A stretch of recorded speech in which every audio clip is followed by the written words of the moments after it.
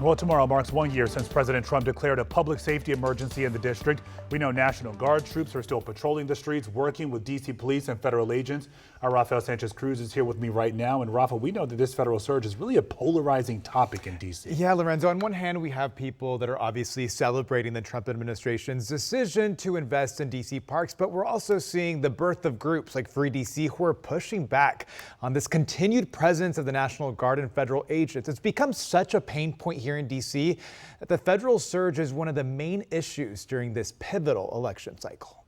It's becoming a situation of complete and total lawlessness. The Trump administration is touting the first year of the Make D.C. Safe and Beautiful task force. Officials say they've made over 16,000 arrests. 35 of those are homicide suspects and 3,200 arrests for narcotics. Authorities say they've seized 2,000 illegal guns. The task force was created after 21-year-old congressional intern Eric Tarpinian Jocham was shot and killed June 30th of last year in Northwest D.C. The 3 teens arrested in that case are set to face trial next year. The mayor's order does not extend the Trump emergency. After the president's 30-day federal surge, Mayor Muriel Bowser issued an order allowing continued cooperation between D.C. and federal agents. ¿Qué motivo te dieron? The order intentionally leaves out ICE, but it does include other federal immigration agencies. In a statement issued today, Bowser defended her decision, adding, unmitigated ICE activity in American cities and out-of-state National Guard troops in D.C. remain problematic. Like all Americans, Washingtonians deserve local control and accountability. My North Star remains protect home rule, protect D.C.'s autonomy, and protect D.C. residents. We're driving towards zero crime, and I hear a lot of skepticism about that. The commanding general of D.C.'s National Guard is defending their work for the last year. What was supposed to be a temporary deployment has now been extended by the president through January 2029. But I'm okay with it. Do you feel safer?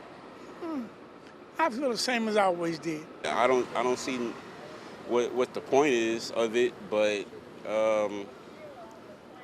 sometimes I'm kind of trying to make sure that I feel safe around them. The president's federal surge was declared last year as crime was already declining in D.C. Compared to last year, data shows crime is down 20%. There's a slight increase in violent crime, but property crime is down 23%. At this time last year, we were at 97 homicides. This year, we're at 67.